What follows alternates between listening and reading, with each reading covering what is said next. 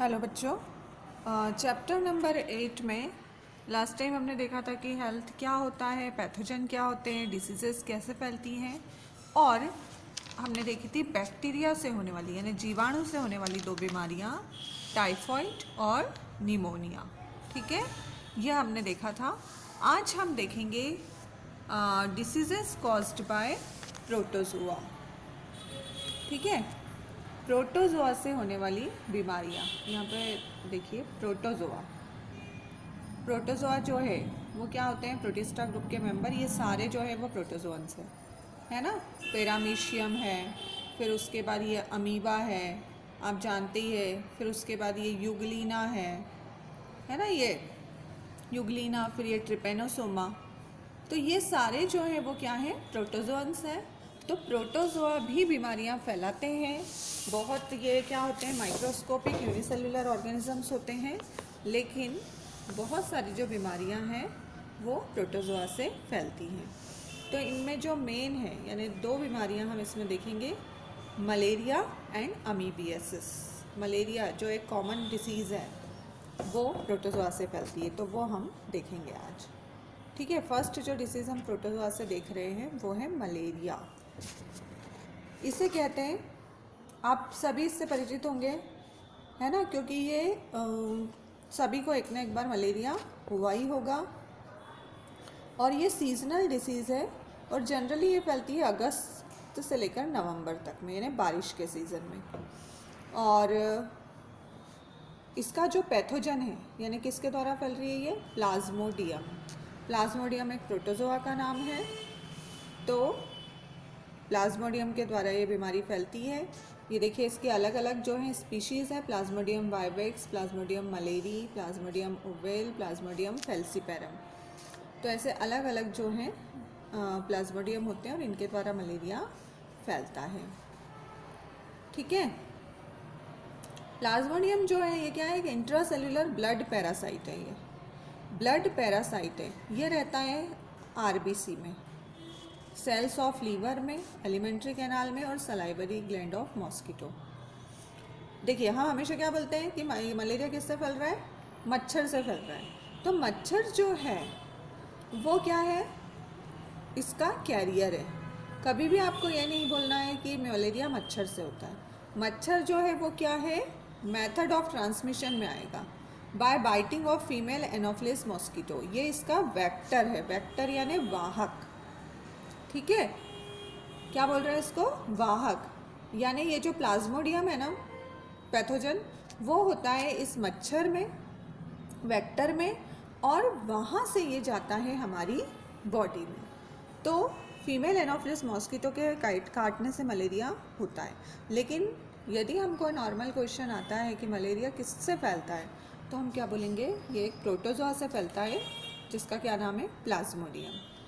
ठीक है, malignant malaria caused by Plasmodium falciparum is fatal. ये जो फैल्सीपेरम से मलेरिया होता है वो थोड़ा सा क्या होता है, मतलब खतरनाक वाला होता है। इसमें जो हमारे ऑर्गन अफेक्ट होते हैं वो होते हैं लीवर और आरबीसी। ठीक है, हमारी बॉडी में लीवर और हमारे आरबीसीज, तो ये दोनों ऑर्गन को ये क्या करता है? अफेक्ट करता है। अब देखिए इसके सिम्टम्स यानी कि इसके लक्षण क्या है? तो क्या है? High fever and chill. इसमें बहुत तेज़ बुखार आता है, मतलब जो बॉडी का टेम्परेचर है वो 103 104 डिग्री फ़ारेनहाइट तक चला जाता है। Rapidly with shaking chill followed by headache and nausea.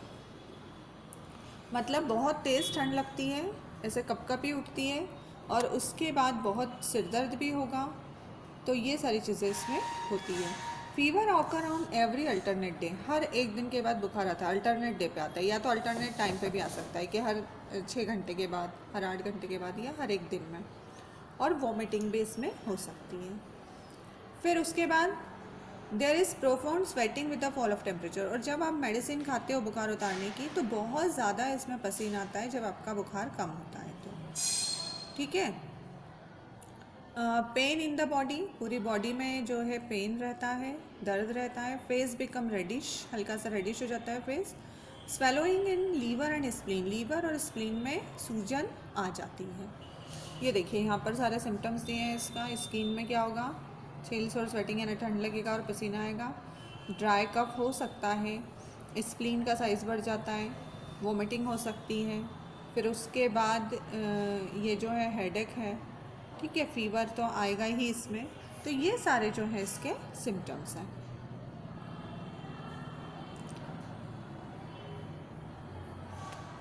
अब देखिए मॉस्किटो में अब ये जो इसका लाइफ साइकिल देख रहे हैं हम प्लाज्मोडियम का, कि प्लाज्मोडियम जो है इसका लाइफ साइकिल क्या होता है, बहुत थोड़ा सा कॉम्प्लिकेटेड है। इसकी लाइफ साइकिल जो है ये कंप्लीट करता है 2 होस्ट में, एक ह्यूमन और एक मॉस्किटो। ये देखिए ये नीचे वाला जो है पूरा ये यहाँ पर ह्यूमन है ना, ये लिखा हुआ है इन ह्यूमन्स, ठीक है, और ऊपर जो है इन मॉस्किटो ये लिखा हुआ है। तो 2 में ये अपनी लाइफ साइकिल कंप्लीट करता है, मैन और मॉस्किटो। तो फीमेल एनोफिलिस जो है इसका वेक्टर है प्लाज्मोडियम का। तो इसका प्राइमरी होस्ट जो होता है ना वो होता है ह्यूमन। प्राइमरी होस्ट कौन है इसका, man, where the parasite maintain amoeboid stage in the RBC and later produce gametocyte. देखिए होता क्या है, when female anopheles feeds on human blood, जब जैसे ही फीमेल एनोफिलिस ह्यूमन ब्लड पे फीड करता है वो हमारा ब्लड सक करता है। तो ये जो गैमेटोसाइट है, ये देखिए ये यहाँ से स्टार्ट हो रहा है, ये जो गैमेटोसाइट्स है ना, इस मच्छर ने हमको काटा, तो ये जो गैमेटोसाइट है वो कहाँ चले जाएंगे, स्टमक ऑफ मॉस्किटो में, ये मॉस्किटो के पेट में चले गए, ठीक है, यहाँ से स्टार्ट हो रही है लाइफ साइकिल, मॉस्किटो के स्टमक में चले गए एंड डेवलप इनटू गैमेट्स। वहाँ पर ये क्या बनाएंगे, अपने गैमेट्स बनाएंगे। And after the fusion of gamete zygote is formed. जब गैमेट बनेंगे उसके बाद क्या बन जाएगा, फ्यूज़न होगा उनका मेल और फीमेल गैमेट का, और उनसे क्या बनेगा, zygote. And this zygote changes into a cyst after entering stomach wall.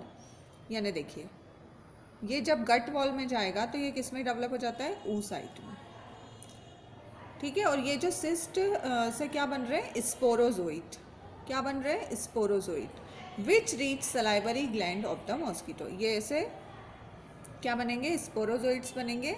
ये देखिए ये यहाँ पर ये स्पोरोजोइट्स बनेंगे और ये जाएंगे सलाइवरी ग्लैंड में, मॉस्किटो की सलाइवरी ग्लैंड यानी इसके माउथ वाले रीजन में, ठीक है।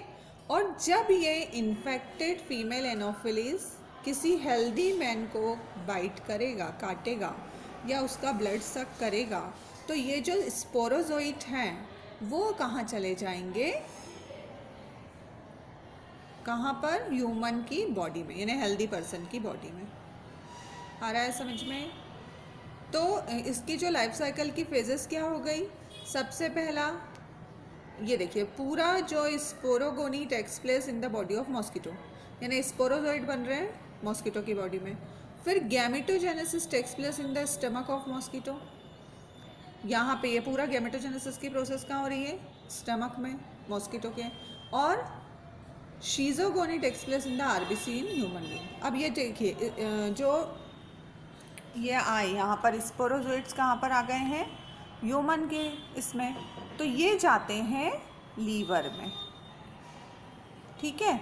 और लीवर से ये चले जाते हैं हमारे आरबीसीज में, रेड ब्लड सेल में, और रेड ब्लड सेल के को रप्चर करके फिर ये गैमेटोसाइट्स जो हैं ये बाहर निकलते हैं, मतलब अपनी ग्रोथ करते हैं ये स्पोरोजोइट और कन्वर्ट किस में होते हैं, गैमेटोसाइट्स में।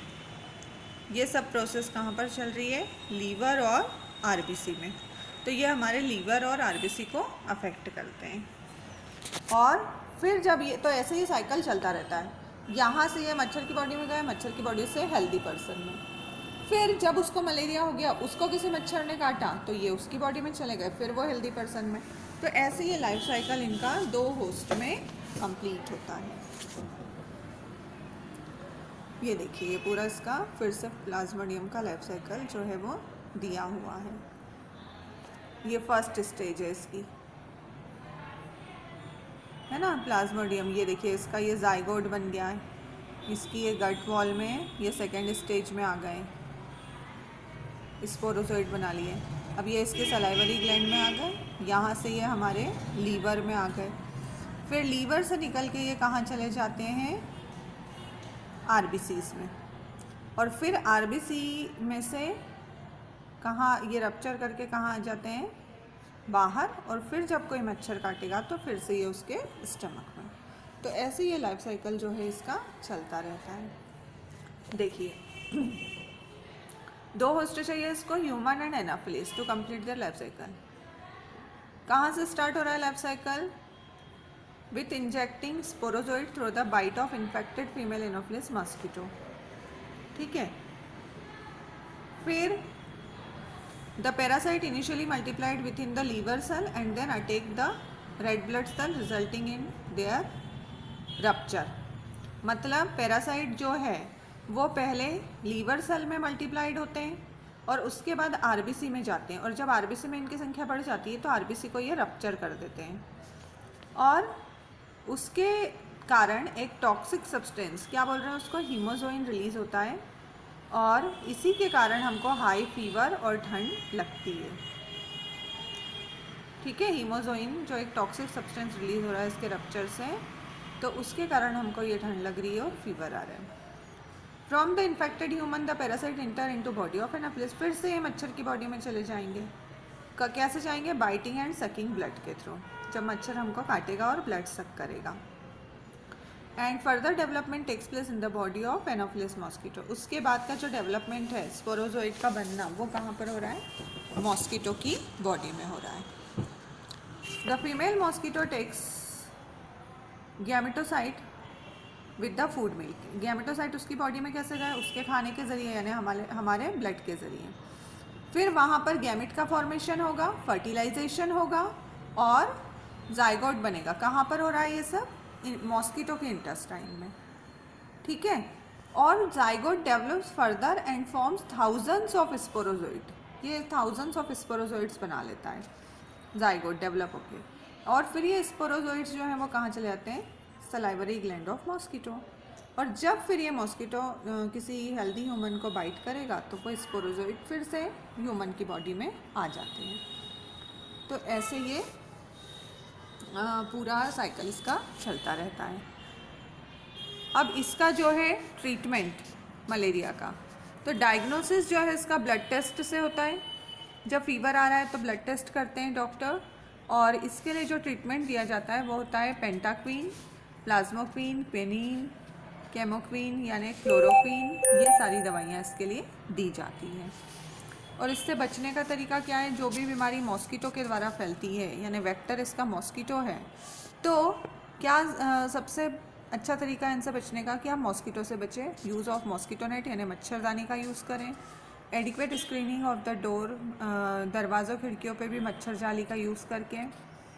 फिर covering the parts of body while sleeping, full आस्तीन के कपड़े हम पहन सकते हैं। And prevent the biting of mosquito.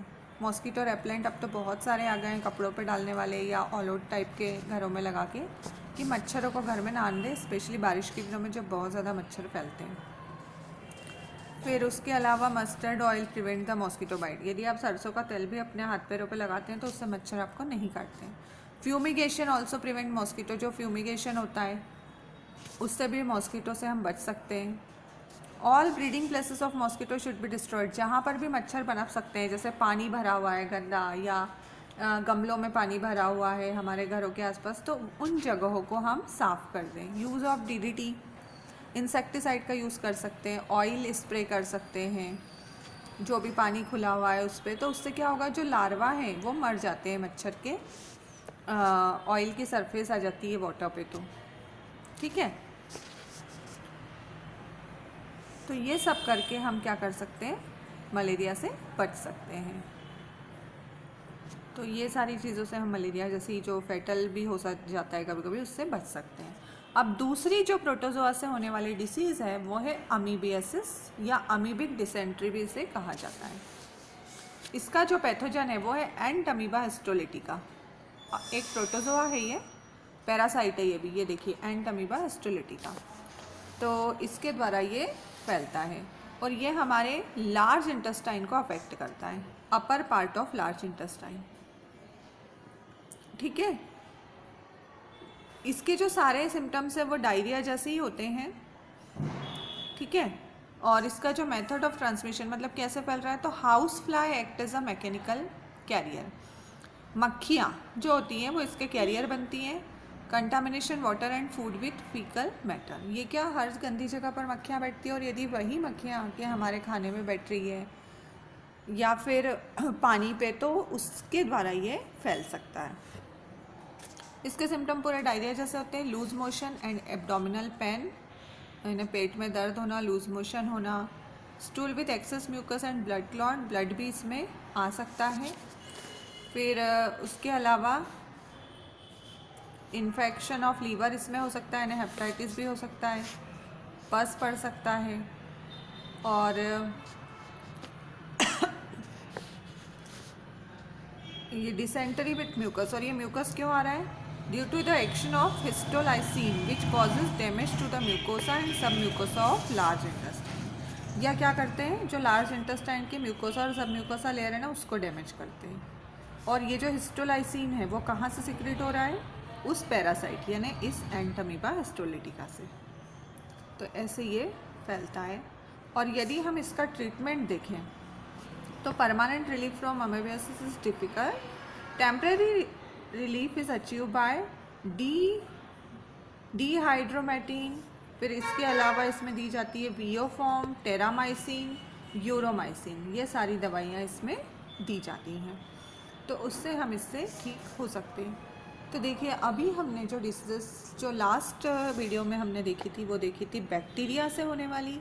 Bacteria अलग चीज़ है, वो भी देखिए माइक्रोस्कोपिक यूनिसेलुलर होते हैं, और जो प्रोटोजोआ हैं वो भी माइक्रोस्कोपिक हैं, यूनिसेलुलर हैं, लेकिन दोनों में बहुत अंतर है। ये जो है प्रोटोजोन्स ये अलग हैं, जिनसे होने वाली अभी हमने 2 बीमारियां पढ़ी है, मलेरिया और अमीबियासिस।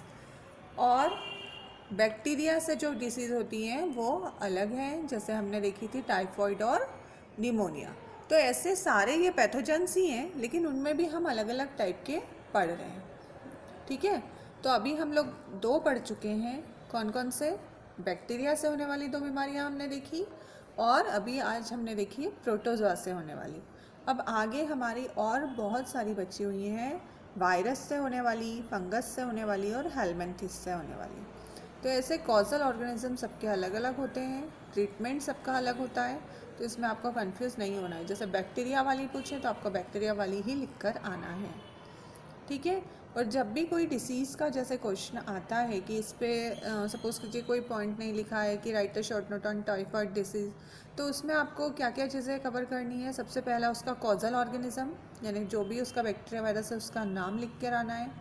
फिर उसके सिम्टम्स लिख के आने हैं, और फिर उसके बाद उसका ट्रीटमेंट और प्रिवेंटिव मेजर्स, ये 4 चीज़ें आपको वहाँ पर कवर करनी है, ठीक है। जैसे ये स्लाइड में सिम्टम्स तक तो दिया हुआ है, ट्रीटमेंट और प्रिवेंटिव मेजर मैंने आपको बताए हैं, बुक में भी आपको रेफरेंस में मिल जाएंगे सारी चीज़ें। तो ऐसे आपको ये देखना है। और ये जो यूनिट है बहुत इजी सा ही है, इसमें आपको मेनली जो है पैथोजन के नाम याद करना है सारे। तो ये करके, और ये आपके लिए स्कोरिंग चैप्टर हो सकता है, मतलब ईजी सा ये, ज़्यादा इसमें जो है सिम्टम्स भी सबके आपको याद ही रहते हैं। तो ये आपको करना है, और ये स्पेशली याद रखना है कि कौन सी बीमारी किसके कारण हो रही है। वायरल डिसीजेस पूछिए तो आपका टाइफाइड लिख के नहीं आना है, ठीक है, क्योंकि वो वायरस से नहीं हो रही है, वो किससे हो रही है, बैक्टीरिया से हो रही है। तो ये सब चीज़ें आपको ध्यान रखनी है। तो ये अभी हमने 2 देख ली, बैक्टीरिया और प्रोटोजोआ। अब नेक्स्ट में हम देखेंगे दूसरे जो भी पैथोजन हैं उनसे होने वाली बीमारियाँ। Thank you.